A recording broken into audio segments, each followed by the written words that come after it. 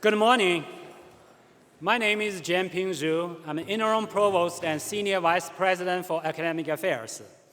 It is my great pleasure to welcome all of you, our faculty, students, staff, members of our board of trustees, members of our foundation board, and members of the family and the community, and all distinguished guests to the 2015 President's Convocation. We are here to celebrate the accomplishments of our distinguished faculty and staff, and to reflect on our accomplishments and plans for the future. I will begin our presentation of awards by introducing Mr. Prester Pickett, who will introduce our distinguished award recipients. Mr. Pickett.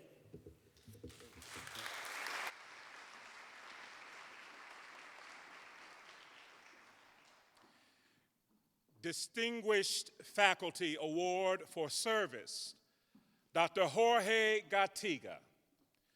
For 23 years, Dr. Jorge Gattiga has provided exceptional service to Cleveland State, the Waskowitz College of Engineering, his students, and the professional community. He is recognized for being willing to take on challenges and delivers exceptional excellence in his teaching, research, and service. As graduate program director for chemical engineering, Dr. Gattiga established the Accelerated Master's Program in both biomedical and chemical engineering. As the lead academic advisor for the chemical engineering program, he is a strong advocate for students, responsive to their needs and concerns, and interceding on their behalf to find resolutions to issues. He is a mentor and was instrumental in establishing the Society of Hispanic Professional Engineers student chapter at Cleveland State. Dr. Gattiga's services extends beyond the university into the community with his NASA Glenn research collaborations and his position as co-chair of the education team of the Hispanic Roundtable of Northeast Ohio. Congratulations, Dr. Jorge Gattiga.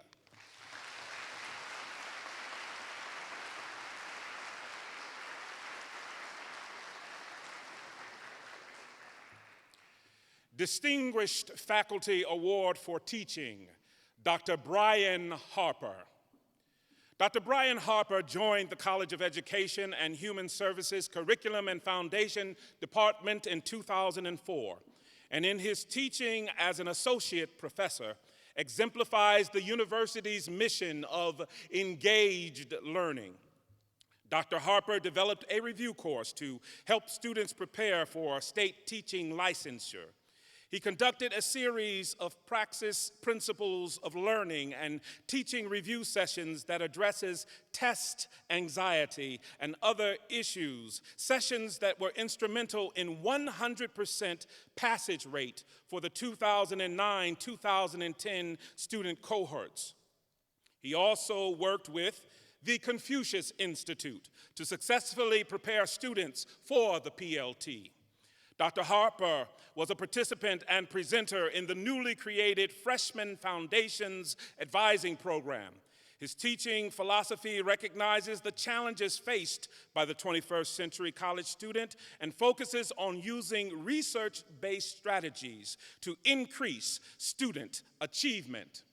Congratulations, Dr. Brian Harper.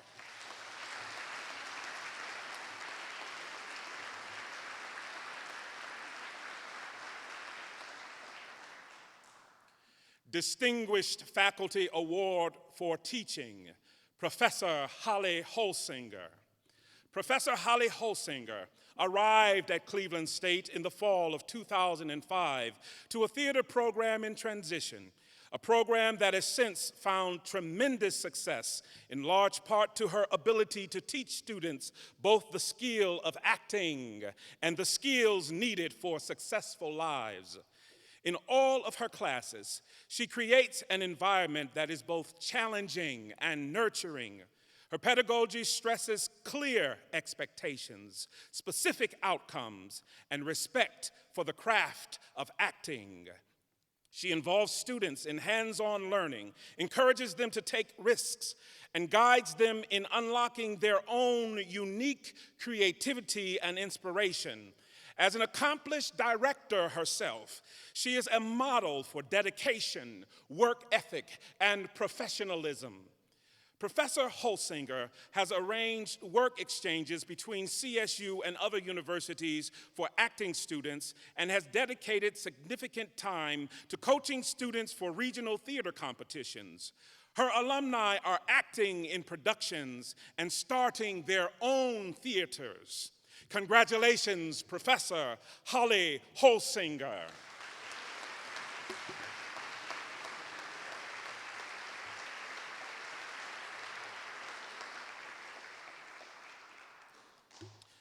Distinguished Faculty Award for Research, Dr. Dan Simon.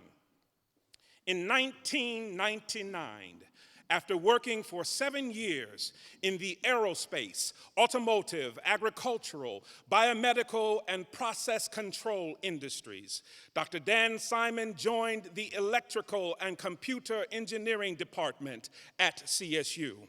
Today, he is a professor and director of doctoral programs in the Waskowitz College of Engineering, with a prolific record of achievements in research productivity. Dr. Simon's research focuses on control theory, signal processing, embedded systems, and computer intelligence.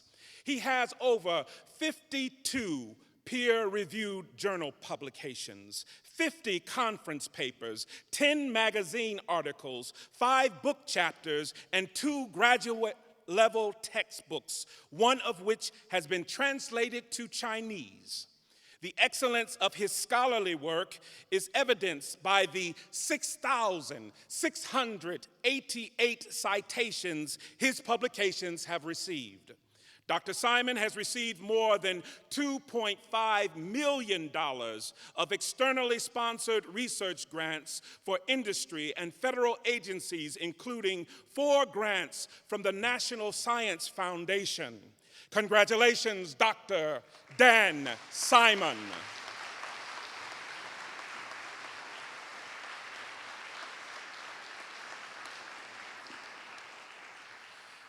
Distinguished Faculty Award for Research, Christopher Sagers. Chris Sagers, the James A. Thomas Distinguished Professor in the Cleveland Marshall College of Law, joined the faculty at Cleveland State in 2002. A nationally recognized expert in antitrust law, he has written or co-authored 6 books, including 2 monographs co-written on behalf of the American Bar Association's Antitrust Section, and Antitrust, Examples and Explanations, a 400-page volume. Professor Sagers has also published 17 journal articles, many of them appearing in preeminent venues, including the Georgetown Law Review, UCLA Law Review, and Yale Law and Policy Review. He is a blogger on the Huffington Post, is frequently quoted in the national press, has been called to testify before the U.S. Congress 3 times, and has 5 briefs of amicus curiae, federal court appellate courts. Professor Sagers also excels in teaching and was twice named by students as Teacher of the Year. He is the founding faculty director of the Cleveland Marshall Solo Practice Incubator. Congratulations, Professor Chris Sagers.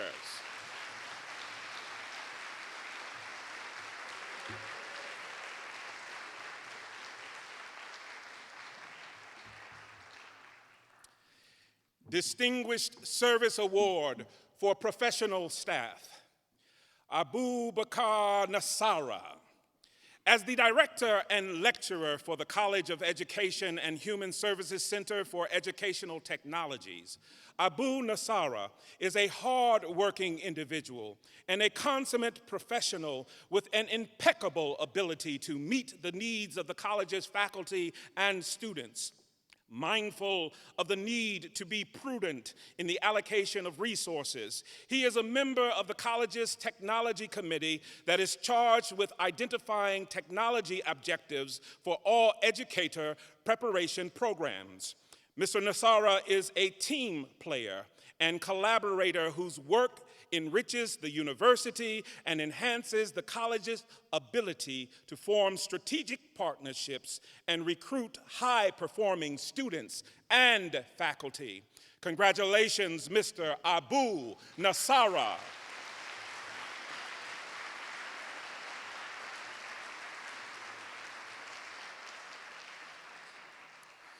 Distinguished Service Award for Classified Staff, Mrs. Lisa Marie Sample. Lisa Marie Sample is the epitome of an excellent employee. Smart, resourceful, cheerful, and helpful are the qualities she displays in her roles as Administrative Secretary to the Department of Management in the Monte Ahuja College of Business. Mrs. Sample helps to foster a collaborative culture in the college and throughout the university by helping faculty, staff, students, and anyone else in need of assistance. She is particularly adept at listening to students' concerns, then either helping them herself or putting them in touch with the correct people, a can-do approach that leads to academic excellence and student success. Congratulations, Mrs. Lisa Marie Sample.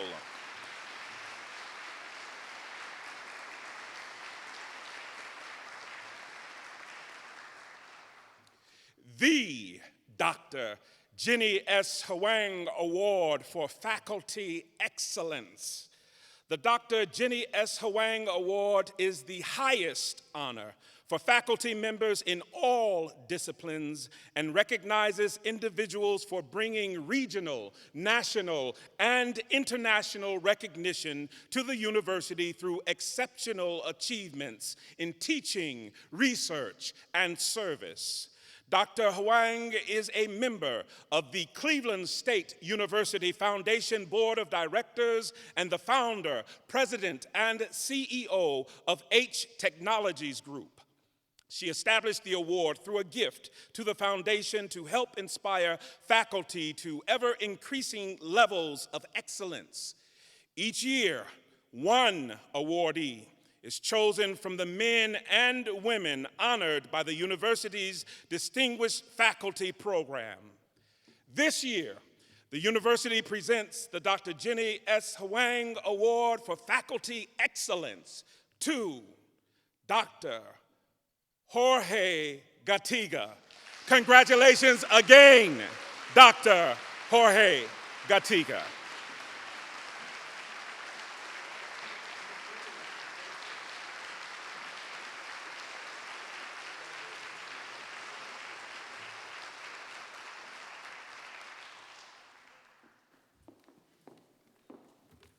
This concludes our presentation of awards. Please join me in congratulating all award recipients.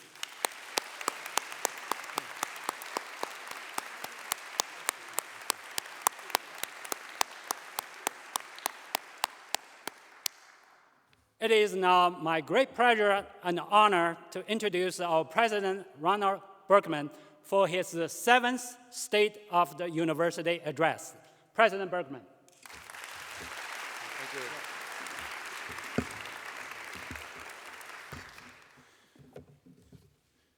So as Preston reads these proclamations, I'm always expecting a corps of trumpeters with those long horns that you see at the racetrack to appear on the balcony and herald the arrival of each awardee. Thank you, Preston. Very well done. I want to first recognize the chairman of the CSU Board of Trustees, who I think has been at all of the convocations and who represents really a board that is just an exemplar of engagement and involvement in Cleveland State University. Chairman Rawson.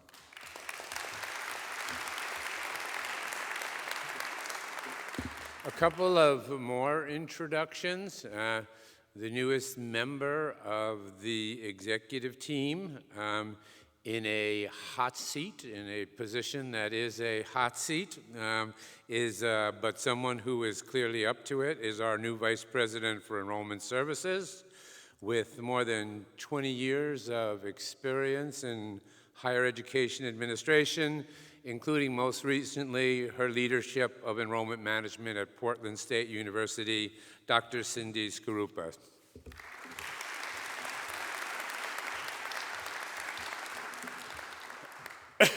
I also want to send a special recognition to the students who have served as presidential student ambassadors, including 35 seniors who were among the first ambassadors when we launched this program 3 years ago.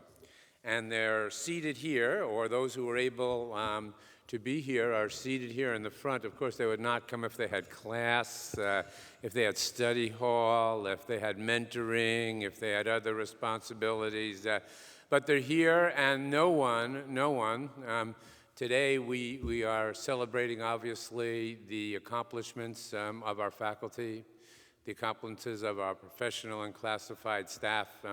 And with that, I want to recognize the accomplishments and thank these students who have truly been wonderful ambassadors for Cleveland State University. Stand up.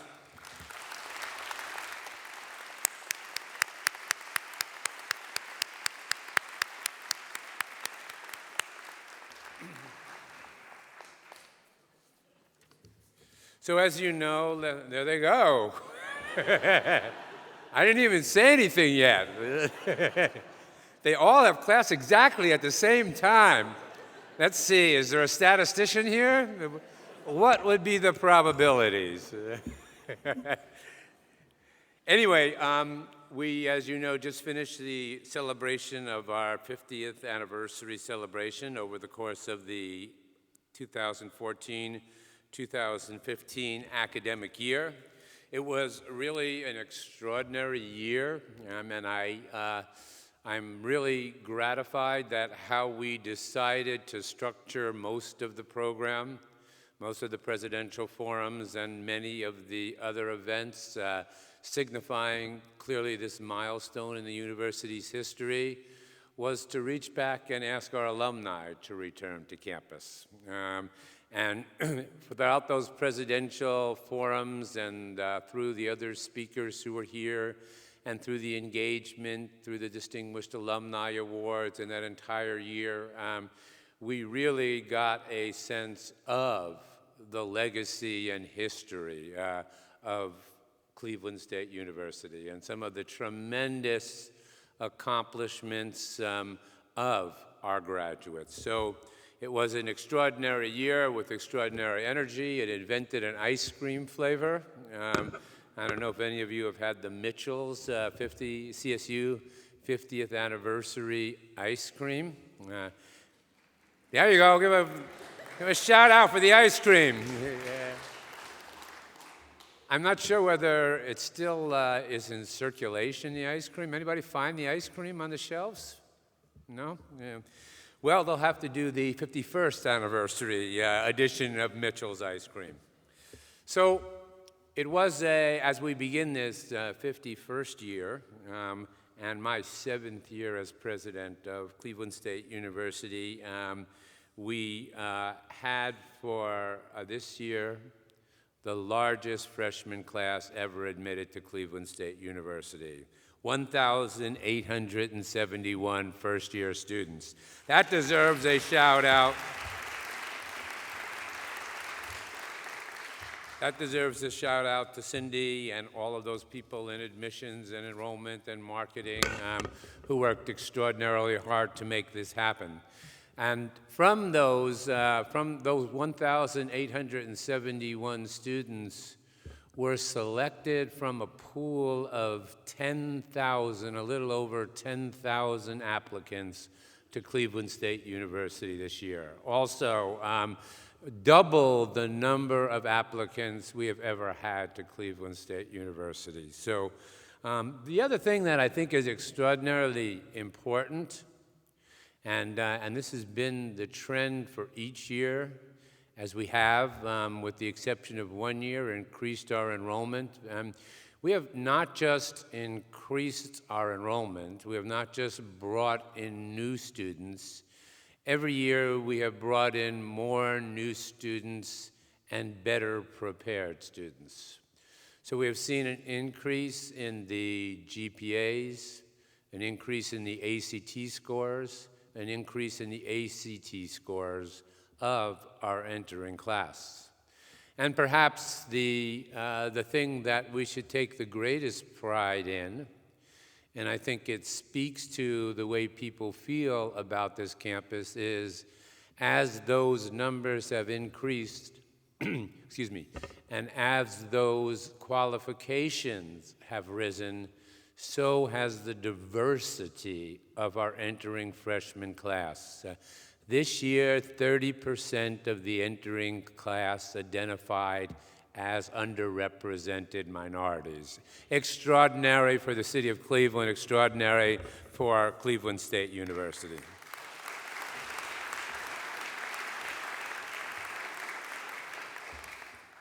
Some of you have noticed that their Rascal House is gone. Maybe some of you haven't noticed the Rascal House is gone. Actually, they're not gone. They're just down the block now, Rascal House.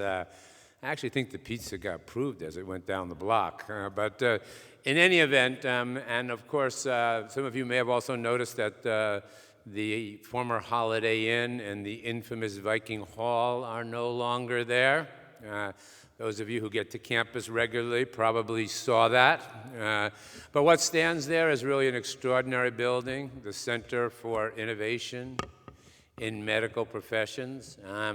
And while I think the architecture is extraordinary, and while I think it is also, as you walk up Euclid Avenue from downtown, the way the building has been set back also provides an incredibly new optic for one of the most beautiful structures to grace the campus, and that's Trinity Cathedral. So I never saw Trinity Cathedral the way I see Trinity Cathedral now. And it is just, again, a magnificent structure and a magnificent juxtaposition, I think, between the Center for Innovation and this wonderful historic Cleveland building. Cleveland old, Cleveland new.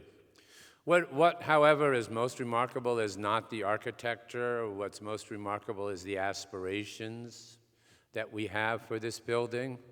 An aspiration to create a different kind of learning platform for young people in the health sciences.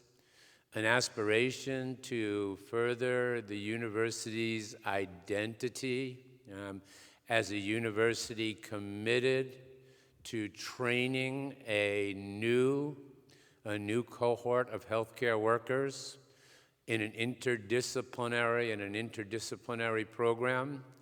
It signifies another one of our partnerships, and that is our partnership with the Northeast Ohio Medical University, and for the first time in the history of Cleveland, the presence of a public medical school in the city of Cleveland, which is just too long in coming.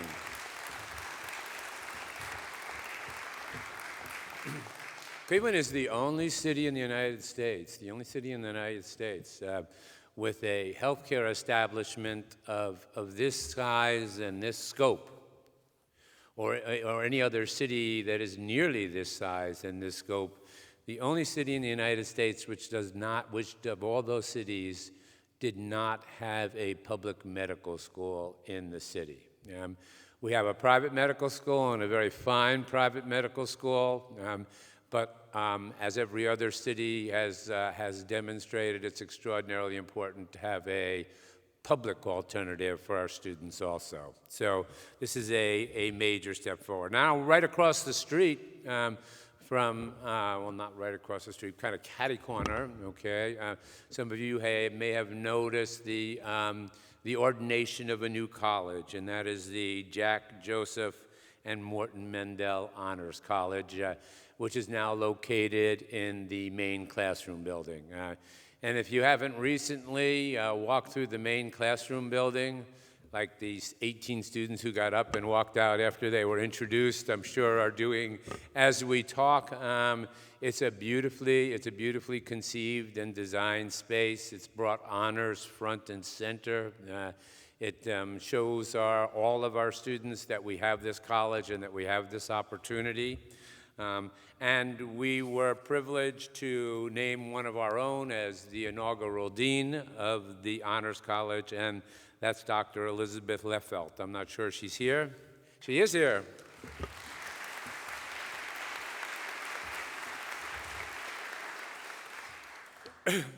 In May, at our Radiance event, really an extraordinary Radiance event, but they've all been extraordinary really in one way or another. What characterized this or differentiated this one was the announcement that the university has embarked on a $100 million campaign, a campaign to raise $100 million in private support for the university. The campaign engaged the Campaign for Cleveland State University. As we announced it that night, started out with a number of very generous inaugural gifts. A $5 million gift from CSU alum Don Washkowitz, matching or adding to a $5 million gift that he had given previously. Giving sometimes begets giving. After he gave $5 million 6 months before that, so what was another $5 million 6 months after that? That $10 million was matched by $10 million from the Parker Hannafin Foundation, really creating by far the largest gift in the history of the university, $20 million from Don Washkowitz, an alum, and from his company. So it was a very, very robust start. I'm grateful to the campaign leadership cabinet who has worked on this and continues and will continue to work on it, and especially to the co-chairs, Don Washkowitz, who gave $10 million, and Monthia Huja, who gave $10 million. That's not to infer that the price of being a campaign chair was $10 million. Did I say $2 million? $10 million. It's not to infer that. Just happens to be a coincidence that both of them gave $10 million. So,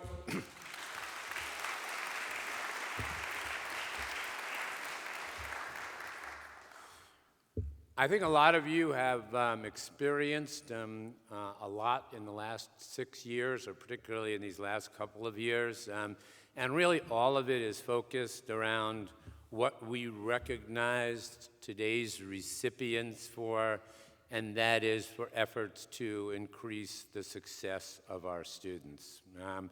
But those efforts have had multipliers in other domains, and let me just take a few minutes to talk about those.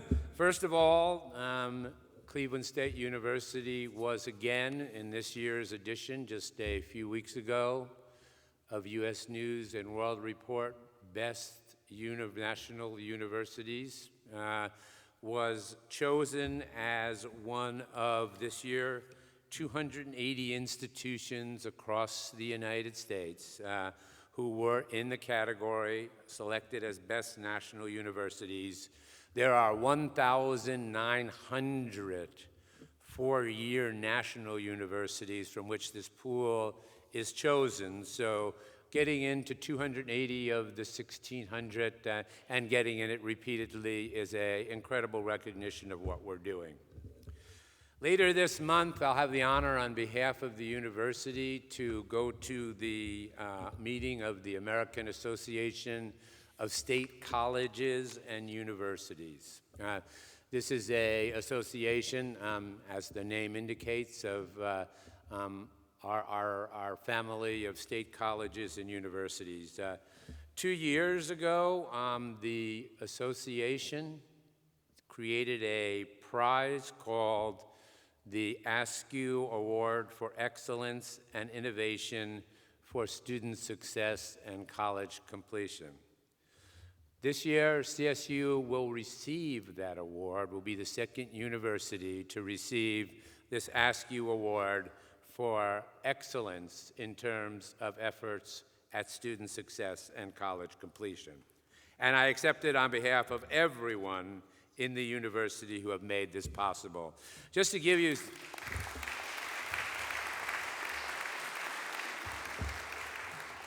a quick sense of where we have come. Since 2002, our retention rates for our full-time first-year students have increased by 17%. For those who are in the retention business, a 17% increase in retention is just off the charts.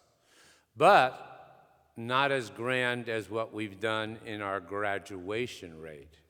So during that same period, our graduation rate has increased by 48%.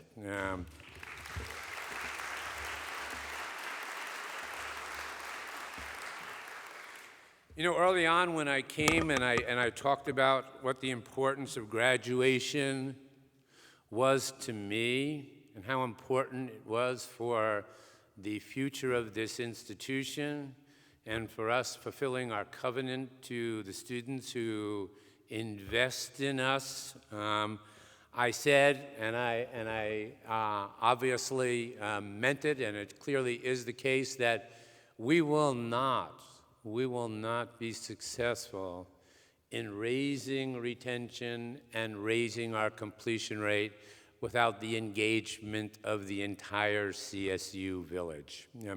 Because a president lauds it as a goal or talks about how important it is for us to achieve, it's not done. It's not done unless the community as a whole invests, in this project. So it is this entire community that is responsible really for this extraordinary achievement. So since we don't have a football team, at least I'm told we don't have a football team, although I really still get asked often about when we will have a football team. And I say, maybe when you have a new president, you will have a football team. But since we don't have a football team, and we can't be number one in the country in football, we decided, and we have achieved the rare distinction of being number one in the country in another category. And that is, in 2000, in terms of the recent NSF data, Cleveland State University was number one in the nation for the greatest increase in total research, up 298%. Number one in the country.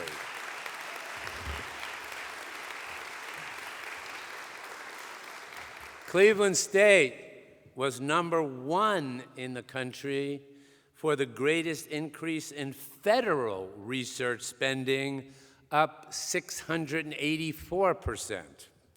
And Cleveland State was number 12 among U.S. universities for the greatest increase in corporate-sponsored research, with an increase of 459%. I think it's better than being the national champion in football.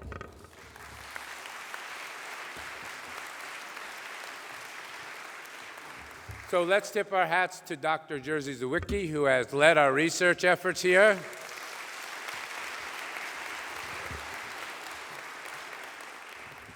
He can go on the circuit with Urban Meyer and Jim Tressel and others, now as a national #1. So again, it's been really an extraordinary year, and it's interesting that most of it happened during our 50th anniversary. Again, it was a wonderful coalescence of time and place. So I just want to spend a few minutes talking about some of the challenges, because while it has been an incredible journey, the journey has in many ways just begun, and the nature of the journey has changed. And we will, for the foreseeable future, have some significant challenges. Indeed, as you know, higher education is now part of the national debate. And at least in my recollection, I don't remember another presidential year or another presidential primary in which virtually every candidate has a plan for higher education. And the reason this time that every candidate has a plan for higher education is because there is prevailing sentiment out there, reflected in major media, that higher education is broken. Higher education needs repair. Most of the plans of these candidates really call for dramatic changes in the way higher education is delivered, and some of them border on really marginalizing the university as we know it. Here in Ohio, the paradigm for higher education has been redefined by mandates from the state legislature. For the first time in the 6 years that I've been here, the state legislature has frozen all universities' ability to raise tuition. And I believe that we will see a number of biennial budgets go by without authority to raise tuition. And it is a reaction to a very real and very pressing and very important problem about the accelerating cost of education for students. And this is going to remain on the national agenda when you have a student debt load burden right now in the United States that it exceeds the average credit card debt burden in the United States. So this is an extraordinarily large and important issue. CSU and the rest of the state public universities have been asked, actually they haven't asked us, they've told us, by the state of Ohio to look at everything we're doing, how we're doing it, and how we can do it differently in the quest to pass along those savings, those efficiencies, and those savings to students in the form of reduced costs for education. The good news for us is that we have gone down this path. Part of our Student Success Initiative, if you look at our Student Success Initiative, in fact, our Student Success Initiative is also a cost containment initiative. So if you look at the recommendations, and again, this was the first year we saw the legislature, both houses of the legislature have statutory language concerning, college cost and college operations. The governor's recent task force on efficiency and affordability, really just another outgrowth of this movement, has a number of recommendations, a good number that we have already instituted. They recommend that all universities reduce the number of credits needed for graduation to 120 unless it imperils a national accreditation. They've asked universities to provide a tuition incentive program for students who take 30 credits per year and stay in time or in sync for graduation. They've asked universities to reduce the number of remedial courses and to move from remedial courses to blended courses. We have already done all of those.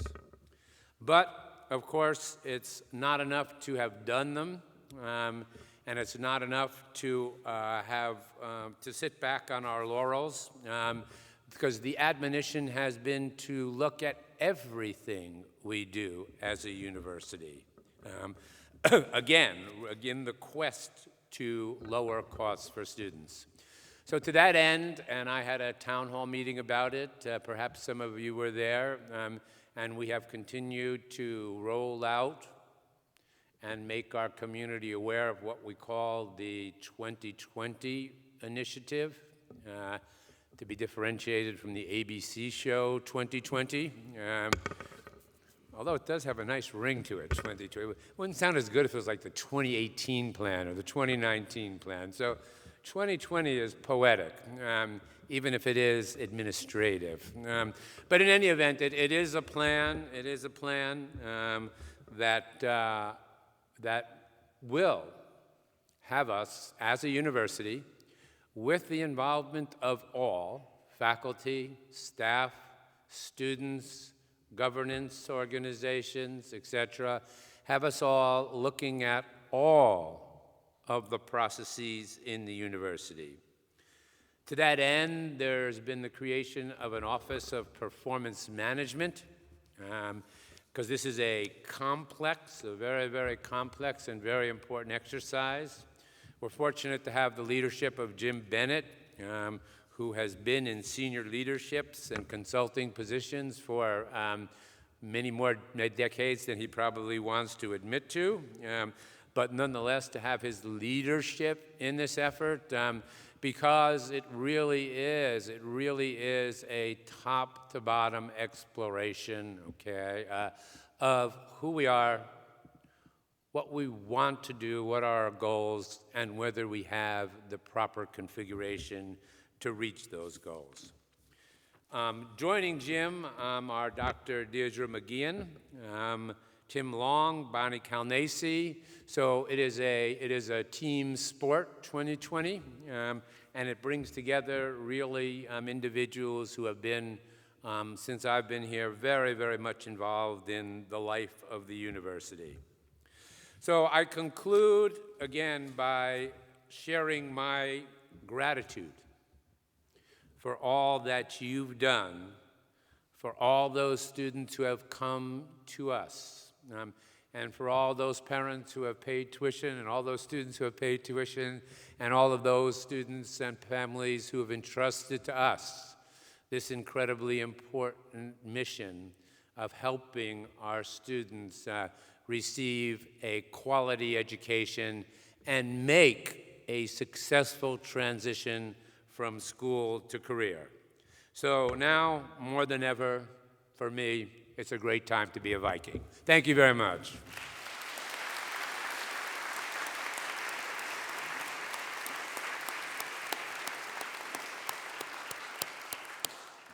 Thank you, President Berkman. Just a quick reminder, you are all welcome to join at the reception in the lobby with our award recipients and their family members. And thank you all for being here. Thank you.